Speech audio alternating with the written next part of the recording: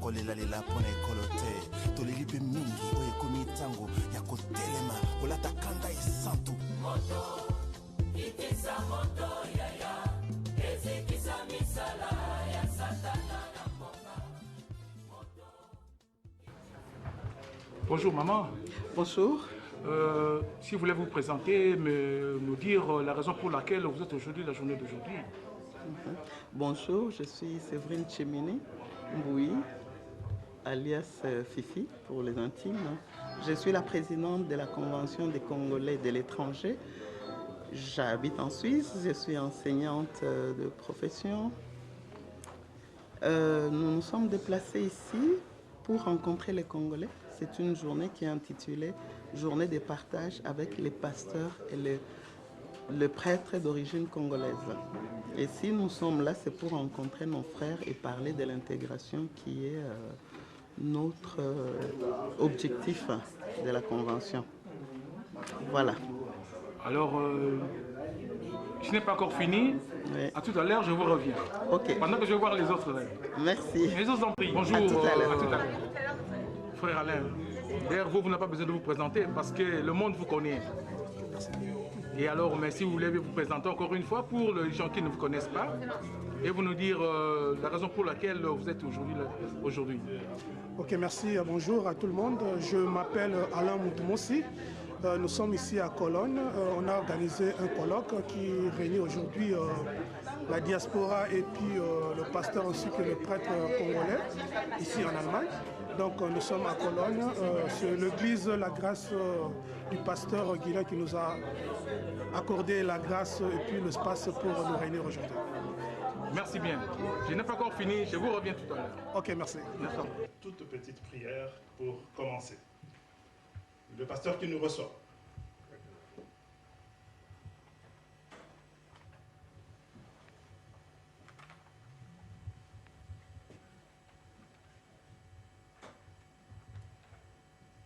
Fermons les yeux, nous allons prier Dieu. Seigneur notre Dieu,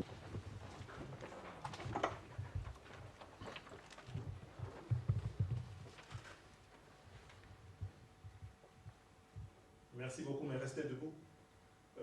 Vous avez sur vos chaises, je crois, une petite feuille avec l'hymne national congolais. Il paraît que c'est très compliqué. Monsieur Alain Moutoumossi, est-ce que vous pouvez lancer l'hymne national? Debout Congolais, unis par le sang, unis dans l'effort pour l'indépendance. Laissons nos fronts longtemps courbés, et pour de bon, prenons le plus bel élan dans la paix au peuple ardent. Par le labeur, nous bâtirons un pays plus beau qu'avant, dans la paix citoyenne. Entonnez l'hymne sacré de votre solidarité, fièrement saluez l'emblème d'or de votre souveraineté. Congo, ton pays, Congo, Esaïe, Congo, au pays, Congo, bien-aimé, Congo, nous peuplerons ton son et nous assurerons ta grandeur. 30 juin, au tout soleil, 30 juin du 30 juin, jour sacré soit le témoin, jour sacré de l'immortel, serment de liberté. Et nous léguons à notre postérité pour toujours. Son pays d'accueil, avec deux intervenants qui sont dans la salle. Dans la deuxième séance, nous allons parler des défis de l'intégration des Congolais de l'étranger dans leurs pays respectifs d'accueil. Quel rôle, quelle responsabilité des pasteurs et prêtres. Et dans la troisième partie, les défis de la participation de la diaspora congolaise à la reconstruction et au développement du Congo. Quel rôle, quelle responsabilité des pasteurs et des prêtres. Nous aurons aussi une table ronde après ces trois premières séances Une table ronde qui est intitulée ainsi « Quel rapport entre institutions et diaspora congolaise, les points de friction, les avantages et les inconvénients à restaurer des relations harmonieuses entre institutions et diaspora congolaise, quelle piste de restauration ?» Voilà donc un peu brièvement, très brièvement même je dirais, le contenu de notre table ronde d'aujourd'hui. Je disais bonjour Cologne parce que moi je viens d'ailleurs. Je pense que les gens qui nous reçoivent ici en Allemagne sont justement de Cologne et je vais appeler le docteur Denis Mukuna, qui est le président de l'association de la communauté africaine de Cologne, pour le mot de bienvenue.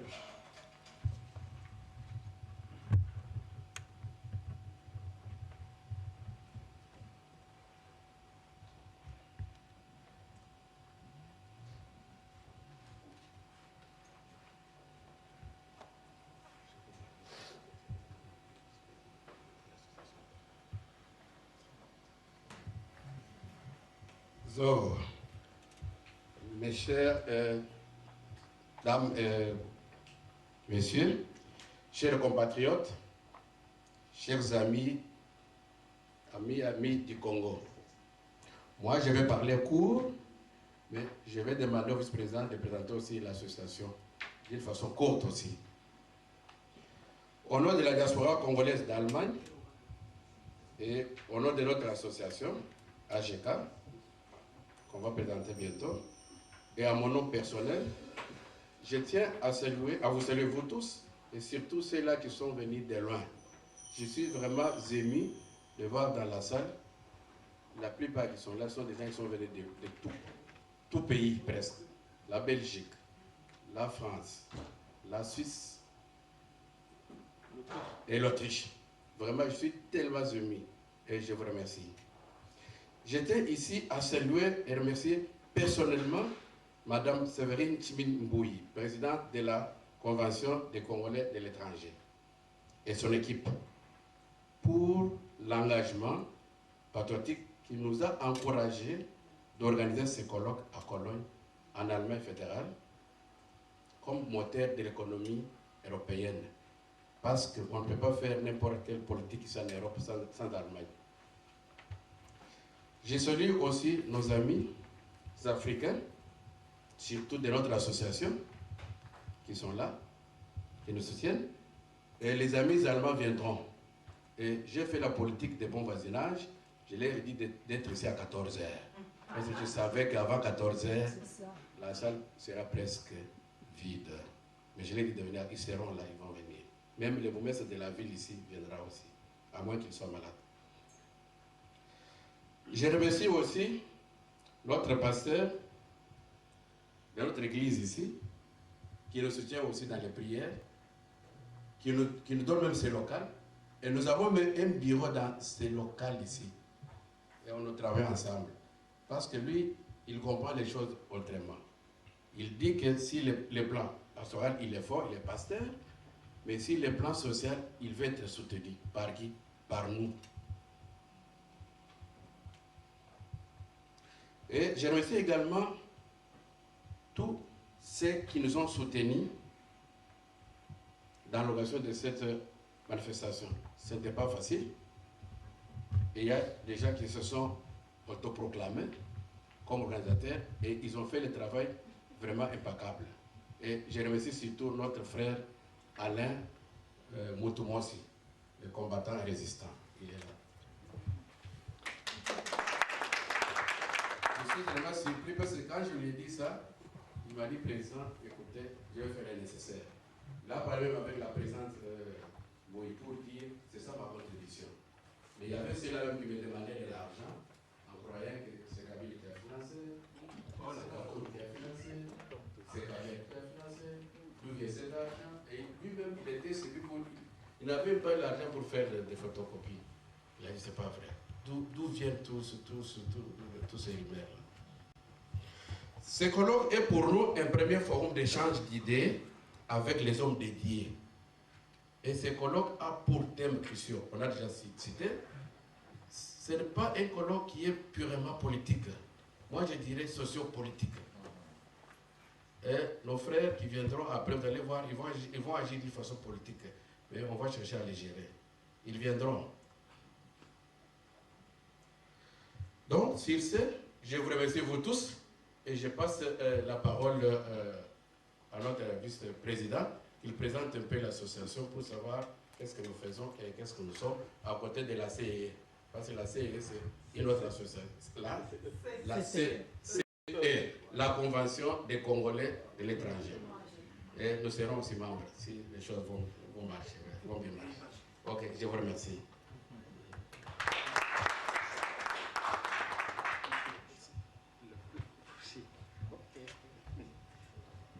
Merci. Et je demanderai à notre comité de se lever si ils sont là, ceux qui sont présents, que nous existions. Ok, merci.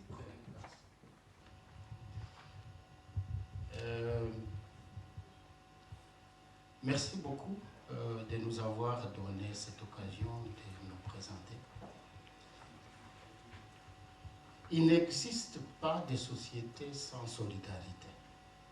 La colonie des fourmis a bien compris ces principes et l'applique très bien dans son intégralité. Chaque membre a son devoir propre au sein de la colonie, qu'il exerce avec patriotisme. C'est de cette manière qu'elles arrivent à former une chaîne fonctionnelle dans laquelle chaque élément de la chaîne devient ou est important. Ne sommes pas nous en tant qu'êtres humains, plus intelligents que ces fourmis. C'est pourquoi la communauté africaine des colonies, en allemand AGK, FA, s'est donné certains devoirs, à savoir l'appui ou assistance ou aide de l'intégration des immigrés, entre autres des réfugiés, dans cette société allemande. Nous, des immigrés des différents pays africains, engagés pour assumer nos devoirs de citoyens, en veillant sur l'importance de nos cultures sociales. L'Association africaine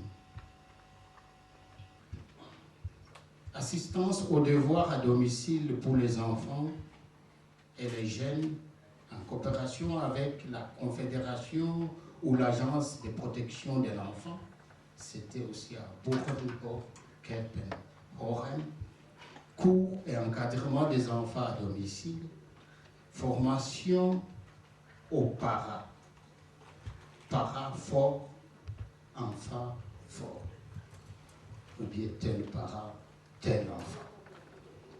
Les projets en cours, consultation sociale, encadrement et assistance familiale, accompagnement chez les autorités et dans les bureaux administratifs, cours d'allemand pour les réfugiés, médiation en matière de droits d'asile et des droits étrangers, les projets intitulés Café pour les parents, organisation de diverses rencontres sur les sujets d'intégration, les événements culturels pour promouvoir la culture africaine et chaque dernier samedi du mois, une réunion de l'association.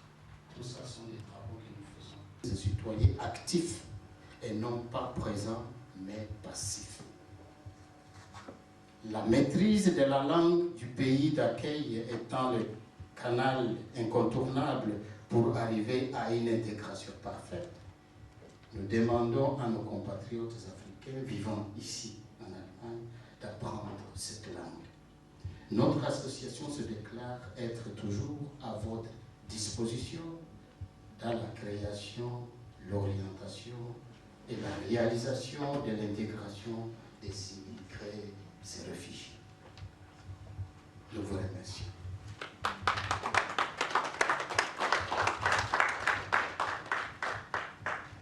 les réalisations et les objectifs de cette association, je suis en train de les découvrir, sont extrêmement intéressants. Et je pense que les gens qui viennent de Belgique doivent le sentir. Dans mon cas, ça ira. Toutes les problématiques qui nous sont posées en Belgique se retrouvent ici, mais de manière décuplée, je dirais, parce que nos femmes, nos enfants, ils arrivent, ils ne parlent pas l'allemand, mais il y a des structures qui existent pour les aider, et je pense que c'est extrêmement intéressant. Je vais appeler la présidente de la CCE pour ouvrir solennellement ce colloque.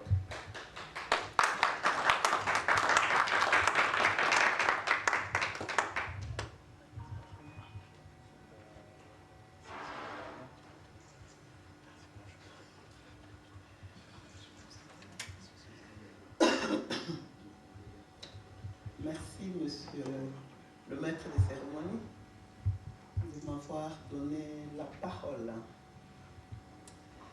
Distingués invités, à vos titres et qualités respectifs, mes chers compatriotes, chers membres de la Convention des Congolais de l'étranger, chers amis de notre pays, mesdames et messieurs, c'est pour moi un agréable devoir, en ma qualité de la présidente de la Convention des Congolais de l'étranger, de vous accueillir en ces lieux,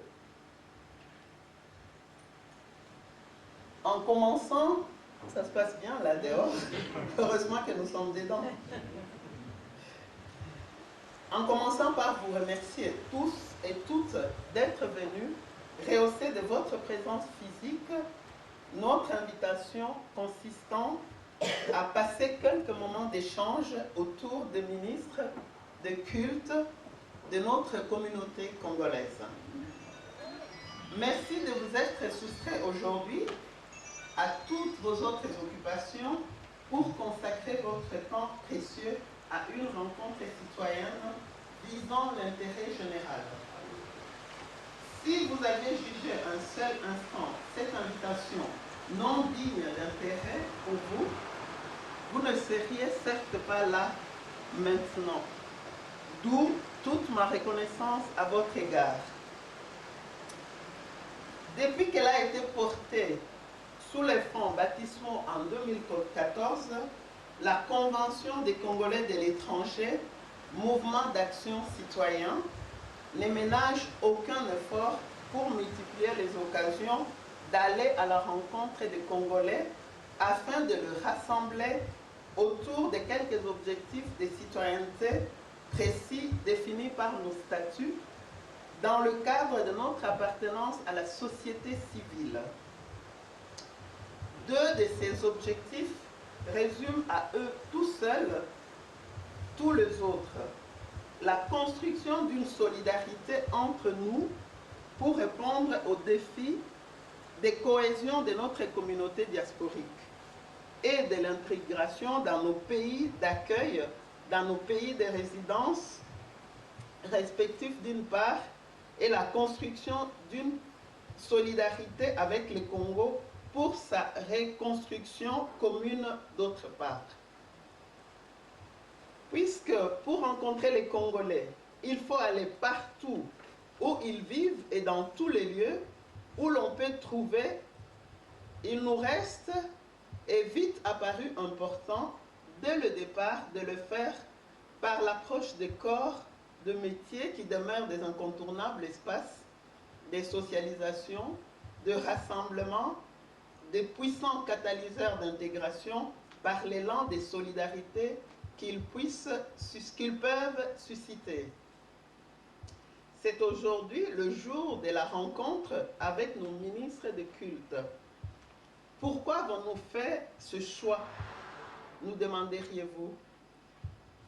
La réponse est aisée à deviner. Je vous laisse le choix de le faire. En effet, si nous comprenons bien leur mission, nous pensons quant à nous que la spécificité des pasteurs et prêtres dans notre communauté en tant que corps de métier consiste bien sûr à nous préparer aux réalités de la vie surnaturelle, en mettant l'accent sur la foi en Dieu, mais en insistant entre-temps sur le fait qu'elle ne trouve sa plénitude et son authenticité que quand elle s'exprime à travers l'amour du prochain, comme l'enseignant des Saintes Écritures.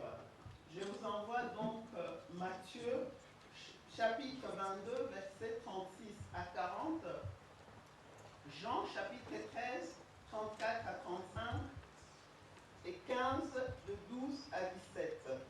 L'amour du prochain dont il est question n'est pas seulement cet élan de cœur qui nous pousse à nous pencher sur lui pour penser ses plaies, mais encore cet esprit de solidarité qui consiste à construire le bien commun pour que la terre soit pour l'homme une demeure où il fait bon vivre, en préfiguration de la vie éternelle.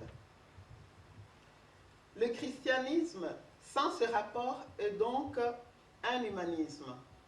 Œuvrer en tant que chrétien partout où nous vivons à l'élaboration des conditions du bien-être de tous et la recommandation que le Concile œcuménique Vatican II nous a adressée, ainsi qu'à tous les hommes de bonne volonté dans sa constitution pastorale, la foi en Dieu, si elle est à l'écoute du monde, pour reprendre une formule chère au professeur Albert Dondaigne, la foi écoute le monde. Exiger donc les œuvres de foi, c'est-à-dire des actes conséquents de la part des croyants. Ce n'est que de cette manière, en étant comme le levain de la pâte, étant comme le sel de la terre et la lumière du monde, que nous prolongerons l'œuvre divine de la création. Tout bien considéré dans la mesure où, dans leur enseignement, ils ne peuvent faire l'économie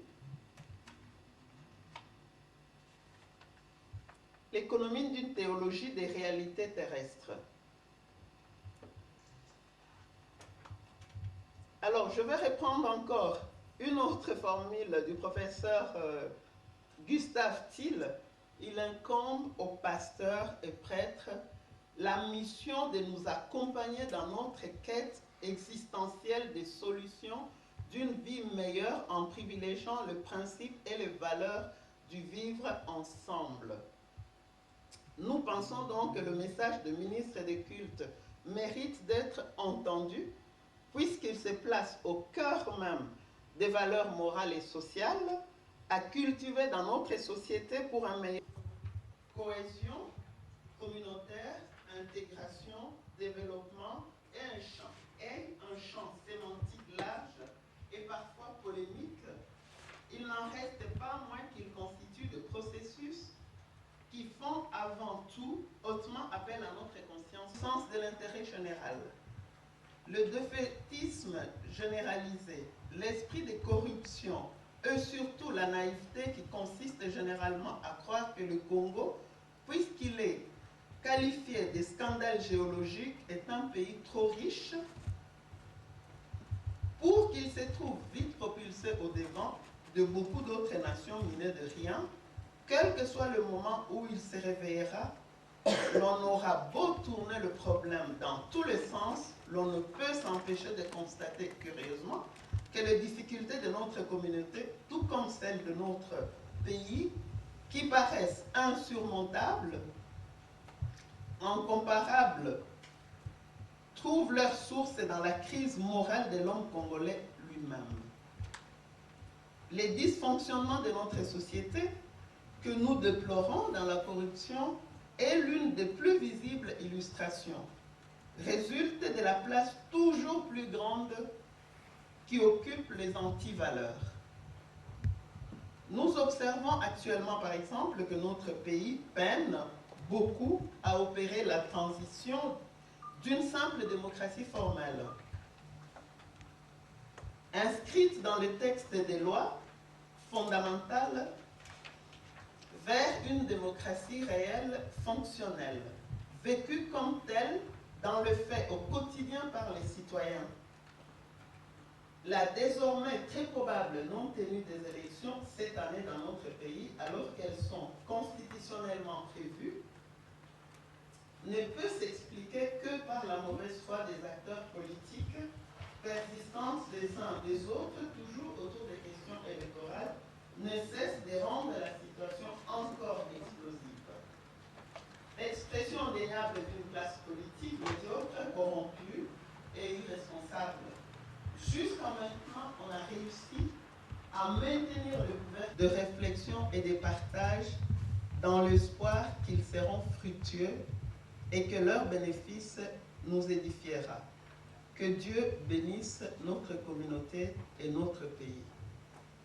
Donc, schön.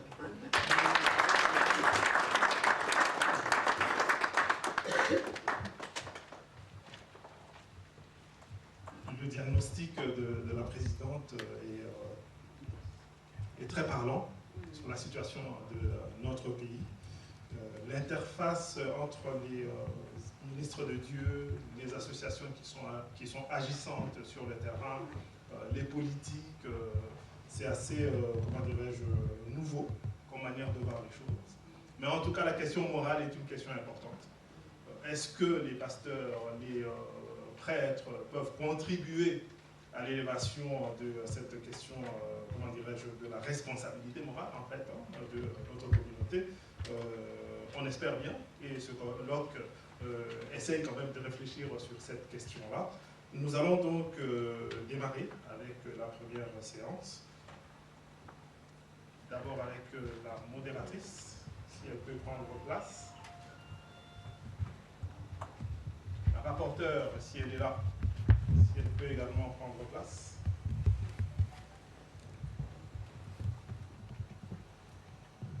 Il y avait inversion de place, mais je vais quand même lui demander de passer devant.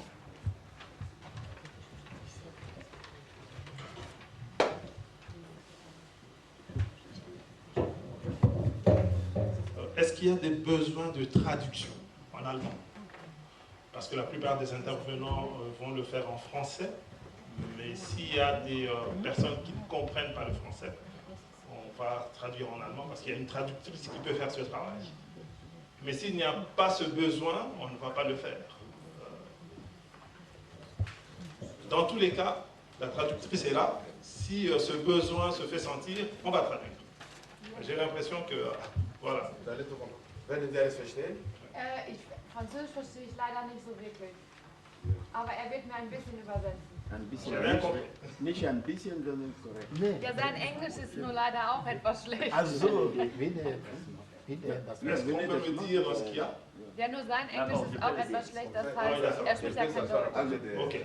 Dans tous les cas, le minimum que peut faire la traductrice, c'est quand même de faire un petit résumé à la fin. En quelques lignes, mais c'est un travail difficile. En quelques lignes, nous rendre le contenu des intervenants. Ça va?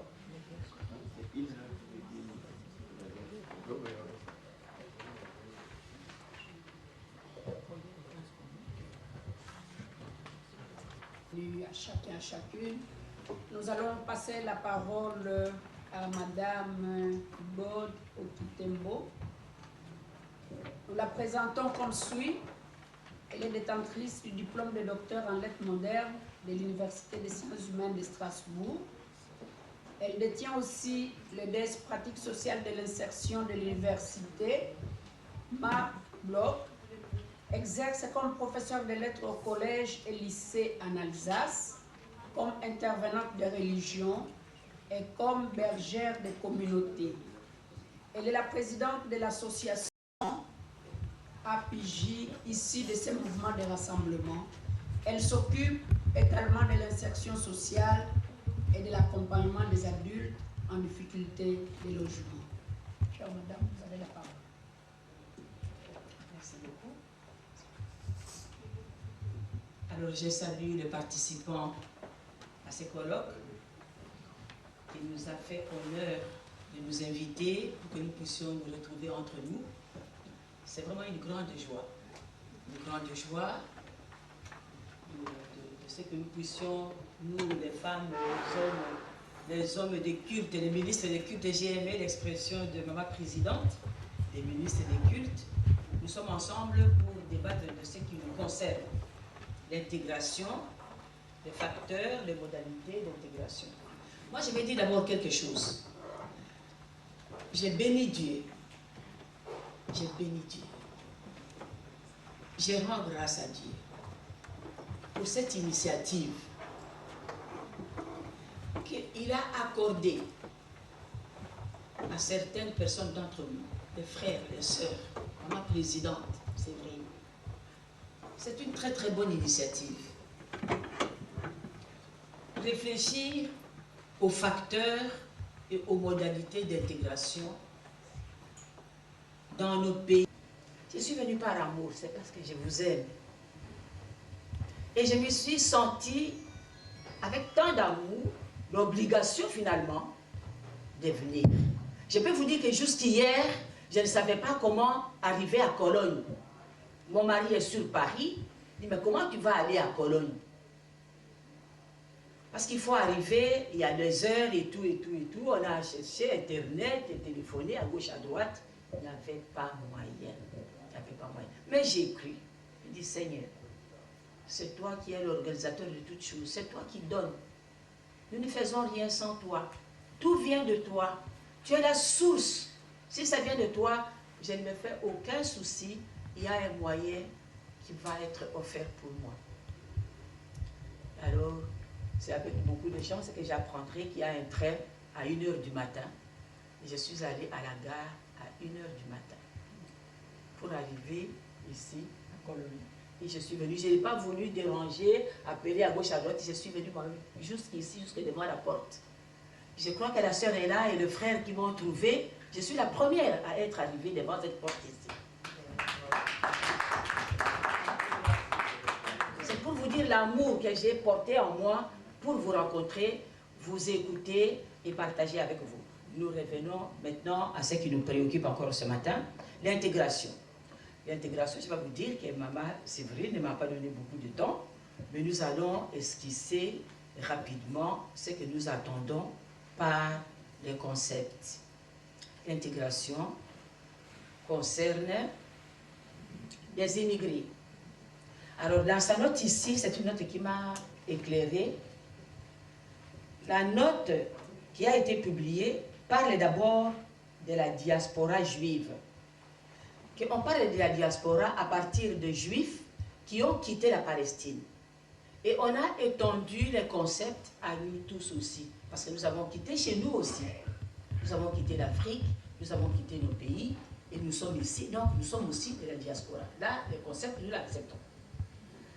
Alors, les formes, les facteurs et les modalités, j'ai réfléchi, je peux vous dire que j'ai dit à quelqu'un que la nuit, j'ai été tellement heureuse de venir vous rencontrer que je n'ai pas eu sommeil. Et j'ai réfléchi tout petit peu. De quoi s'agit-il? Il y a 3 formes d'intégration. Il y a l'intégration administrative. Il y a l'intégration culturelle. Il y a l'intégration économique. Elles sont à l'accueil et tout, et tout, et tout. On parle français, aucun problème. Alors, l'illettrisme, ce sont ceux qui ont la possibilité de lire un peu, mais qui ne sont pas allés plus loin. Mais il faut toujours faire des formations. Moi aussi, j'encourage, j'accompagne, je fais du soutien scolaire, j'accompagne. Moi, j'ai fait des cours de français dans les bacs. Et il y a aussi les élèves, les enfants de nos associés. Moi, je donne des cours de français pour qu'ils réussissent au bac et tous s'en sortent. Je donne beaucoup de temps, ils viennent à la maison, je vais chez eux, je suis à l'école, je donne des indications. Donner ce que nous devons entendre par le concept intégration, d'abord diaspora, et elle a relevé les 3 formes que doivent revêtir le mot. Les 3 formes que doivent revêtir le mot intégration. Elle a parlé de l'intégration administrative, sociale et culturelle, beaucoup plus. Elle insiste sur le fait qu'aujourd'hui, nous allons essayer de chercher le voies et moyens pour une intégration économique. Parce que c'est très important pour nous permettre de nous épanouir, non seulement dans notre société d'accueil, mais subvenir aussi aux besoins de ceux que nous avons laissés au pays. Nous aurons le temps de débattre. Il serait souhaitable que chacun essaye un peu de donner aussi son expérience, comme elle vient de souligner elle-même dans les combats qu'il a eu à mener. Je pense qu'aujourd'hui, Madame la professeure peut nous dire qu'elle mène une vie digne. Voilà. Emma, si on peut permettre à... gesprochen und über die 3 Teile, und zwar über die Verwaltung erstmal wurde gesprochen und dann wurde über die kulturellen Integration gesprochen und über das ökonomische Integration. Bei dem ersten Punkt wurde erstmal gesprochen über die Verwaltung, das bedeutet ein Aufenthaltstitel. Wenn man hier in einem Land, in einem fremden Land ankommt, muss man erstmal sich integrieren, indem man sich einen Aufenthaltstitel bekommt oder verschafft. Es kann sein, es kann eine 3-monatige oder eine unbefristeten sein. Das zweite, das war über das kulturell, das bedeutet, man soll die Sprache beherrschen. Die Sprache, wenn man im Lande kommt, muss man die Sprache sprechen können, damit man problemlos überall hingehen kann, es sei denn in den Büros etc. Und bei dem dritten ist es ökonomischen. Das bedeutet, man sollte sich einen stabilen Job verschaffen. Die Leute sagen, die sozusagen aus einem fremden Land kommen, wir haben schon in unserem Land etwas gelernt, aber wenn man hier kommt, muss man sich eine Ausbildung zum Beispiel, man muss eine Ausbildung machen können, um später einen guten Job zu bekommen. So wie die Lehrerin, sie hat in Afrika zwar gelernt, aber ist hierher gekommen, hat sich noch weitergebildet und hat eine Immobilienfirma mit ihrem Mann zusammen.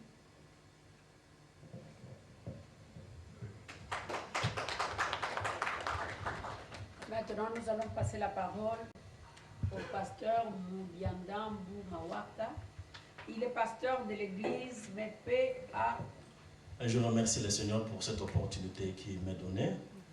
Je remercie le docteur Denis Mukuna qui a pensé que je pouvais quand même porter ma pierre à l'édifice à cette conférence de ce matin. Je remercie le pasteur Guilain qui a été aussi un canal pour que je puisse connaître le docteur Denis Mukuna. Et enfin, je remercie les organisateurs et particulièrement aussi notre chère maman présidente avec qui nous avons eu à nous connaître par téléphone. Mais j'ai été convaincu que lorsque nous nous verrons, ce sera pour de bonnes choses. Amen. Amen. Il est un fait que lorsque vous rencontrez un militaire, vous savez que du moins vous avez une certaine sécurité parce qu'il est là pour défendre, comment pourrais-je dire, la sécurité des gens. Amen. Et lorsque vous rencontrez un docteur, vous savez que si vous étiez malade, il pourra vous apporter une certaine solution, tant soit peu. Et lorsque vous rencontrez aussi un pasteur, vous savez que si vous avez des problèmes spirituels, il peut toujours vous conduire à une certaine solution. Parce que la mission première des hommes de Dieu, comme le dit 1 Timothée, chapitre 2, au verset 1, c'est de prier pour tout le monde afin que tout le monde puisse mener une bonne vie. La mission première des hommes de Dieu, c'est de pouvoir prêcher la parole de Dieu comme il nous a été inclus. Des fois, vous interrogez que nous puissions toujours dire la vérité parce que nous savons que seule la vérité peut affranchir un peuple, peut affranchir les enfants de Dieu, peut affranchir la créature de Dieu que nous sommes par excellence. C'est vrai que quand on m'a demandé de pouvoir préparer, comment pourrais-je dire, ce séminaire, le thème qu'on m'avait donné, j'ai trouvé que cela allait aussi corroborer aussi avec ma mission en tant que pasteur. Moi, je suis arrivé en Europe vers, disons, en 1990, en préparé. Parce qu'une guerre est menée non seulement sur le plan militaire, mais une guerre est aussi menée sur le plan politique ou diplomatique, mais aussi sur le plan médiatique. Mais pour nous, les hommes de Dieu, nous savons qu'une guerre est aussi menée sur le plan spirituel. Il faut qu'il y ait des gens qui s'agenouillent pour qu'ils prient. Souvenez-vous de l'Exode au chapitre 18, lorsque les enfants d'Israël étaient attaqués par Amalek. Qu'est-ce que Moïse a fait? Il a appelé Josué, il lui a dit, choisis des gens, vous allez combattre, nous allons rester ici, les mains levées, nous allons invoquer notre Dieu. Ce qui est normal. Mais quand je parle d'un plan médiatique, je parle d'un plan politique, c'est pour dire que pour mener une guerre, il faut savoir se préparer. C'est en vue de cette préparation-là que nous, par exemple, à vous, Père Tal, nous avons montré l'importance aux parents afin que les enfants puissent étudier. Nous avons dit que si, par exemple, le Congo aujourd'hui est en passe à ces problèmes, pour que le Congo puisse sortir de ces problèmes, nous avons besoin d'une certaine préparation. Mais bien aimé, ce qui est important, c'est que nous avons des antécédents à l'exemple d'Israël. Israël aujourd'hui est devenu... Dieu n'interviendra pas lorsque c'est à votre portée. C'est incroyable. On le sait dans d'autres milieux, mais nos pasteurs n'aiment pas dire ça. Ils aiment souvent répéter que Dieu intervient dans toute situation, vous n'avez pratiquement plus rien à faire. Priez seulement et ça va être fait. Je pense que lorsque les pasteurs ont leurs responsabilités, prennent leurs responsabilités, et je pense que la présidente a dit quelque chose dans ce sens, vous avez une responsabilité morale, vous avez une responsabilité de remettre le peuple dans la bonne direction et de faire en sorte que les gens, la population congolaise se pose les bonnes questions. Et je pense que tout en croire que Dieu interviendra, et donc que nous ne sommes pas intelligents, que nous ne savons pas réfléchir, je pense que c'est une, c'est une manière d'agir qui nous donne des sommeils, qui nous fait somnoler. Je pense que nous devons travailler, et l'expérience de la communauté congolaise ici en Allemagne est telle qu'il ne faut pas aller très loin pour trouver des gens qui ne comprennent pas. Nous, on vient de la Belgique, on n'est pas au courant de l'action que mènent les Congolais ici en Allemagne. Et je pense que l'échange de ce type nous montre qu'il y a des expériences à tricher, à copier.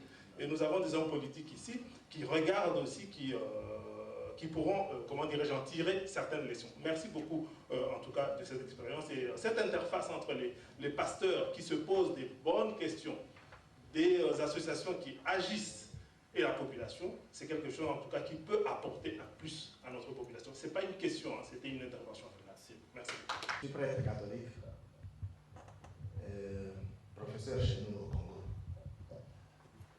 J'ai, comme le frère Moïse l'a dit, pleine admiration pour votre intervention merveilleuse. Mais j'ai quand même, je pense que peut-être vous le faites, peut-être pas, mais j'aimerais entendre un autre côté.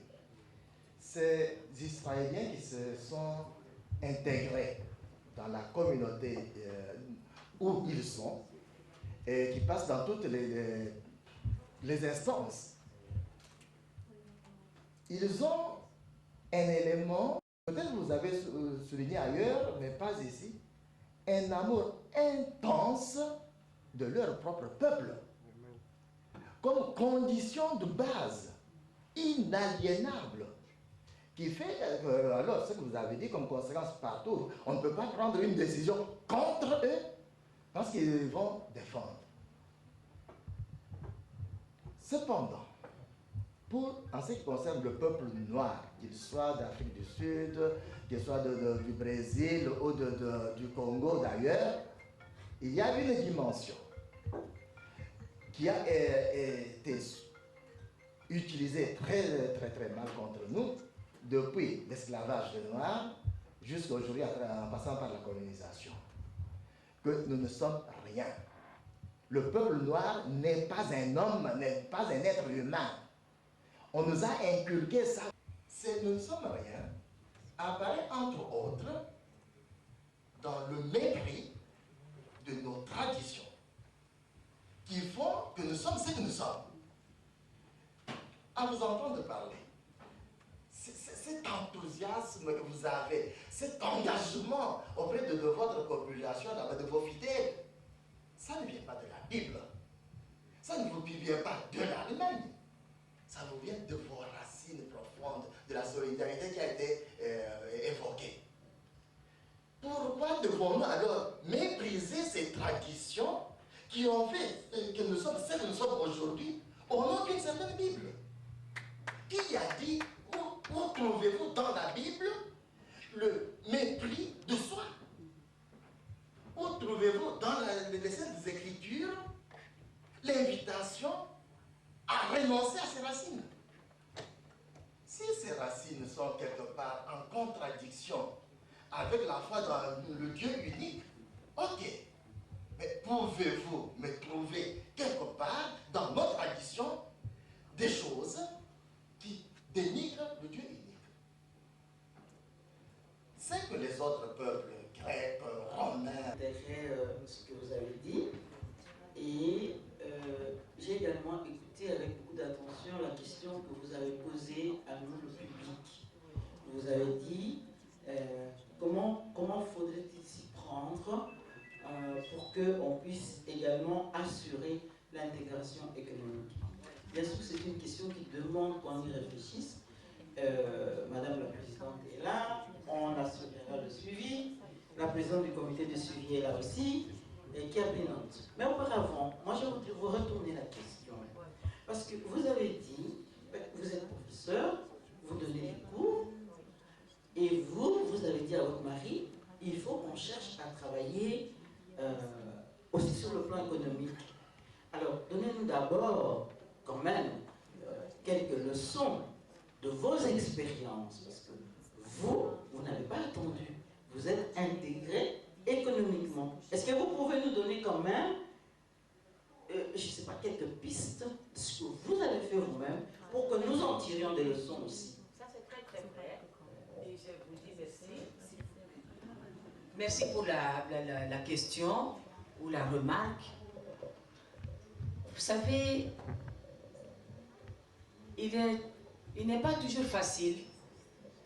Je me réfère à mon livre. J'ai écrit un livre où je commence par parler de moi-même. Et je dis que ce n'est pas toujours aisé de parler de soi. Mais parfois, on est obligé. Je l'ai dit dans l'avant-propos de mon livre. Il est là. C'est toujours difficile de parler de soi. C'est comme ça que je ne suis pas entrée dans les détails. On regarde l'ensemble. Vous avez posé une question clé. Allons-y. Tout ce que nous avons souligné ici, c'est vrai. Il y a l'école. Le pasteur a souligné, mais cela avait bien de souligner. Nous sommes tous parents. L'école. Premièrement, envoyer les enfants à l'école. Avec une parenthèse, je viens de dire à ma collègue ici, je me suis dit, mais attends. D'abord, il y a deux choses qui m'ont un peu étonné de l'Assemblée ici. On a dit deux choses. Premièrement, on dit que les Noirs, je ne sais plus qui a dit, si c'est le prêtre ou le pasteur, les Noirs disent, nous ne sommes rien, nous ne sommes rien, nous ne sommes rien. Peut-être que c'est un discours allemand ou belge. Moi, je vais vous dire la vérité, j'ai 25 ans à Strasbourg. Et je n'ai pas appris un seul instant un Noir de Strasbourg qui dit que nous ne sommes rien. Tout au contraire, les gens se débattent. Les gens se débattent. Et nous qui les encadrons, nous avons un discours positif. Et nous prêchons aussi par l'exemple. Moi, j'ai dit aux gens, moi, si j'ai ce que j'ai, peut-être la formation, diplôme et tout, on a bossé, on n'a pas reculé. Le racisme existe. Le racisme a existé pour soutenir sa thèse. Moi, j'ai fait la thèse un regard croisé entre blanc et noir. Les gens m'ont dit, quoi? Les blancs et noirs. Vous allez soutenir cette thèse ici, ça n'ira pas. J'ai dit, je soutiens. Les blancs et noirs. Il faut qu'il y ait un nouveau discours. Il faut qu'il y ait un nouveau regard. Nous ne devons pas être toujours considérés l'homme noir. Bon, moi-même, je n'ai même plus toutes les appellations négatives là. C'était l'homme des couleurs, c'est devenu maintenant